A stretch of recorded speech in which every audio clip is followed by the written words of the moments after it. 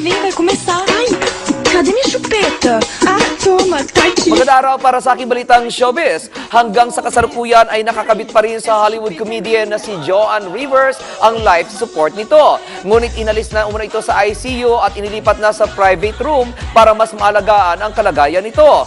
Ayon sa anak nitong si Melissa Rivers, malaki ang pasalamat nila sa patuloy na nagdarasal para sa paggaling ng kanyang ina. Malaking tulong umano ang dasal, lalo na sa kalagayan nito ngayon.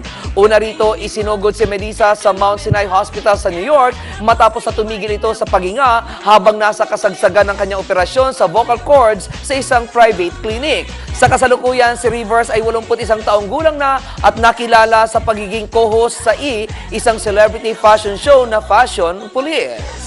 At bago ang magtapos, maraming salamat muna sa Ellen's Aesthetic Center, Hair Shop Salon Robinson's Malate, Dental Focus, Vasquez Skin and Body Center, Makeup by Color Collection, Ibana Fragrance, Tupperware Brands Philippines at Tupperware Philippines. At yan ang aking balita. Ako naman si Rocky, ang inyong kaliga sa mundo ng showbiz.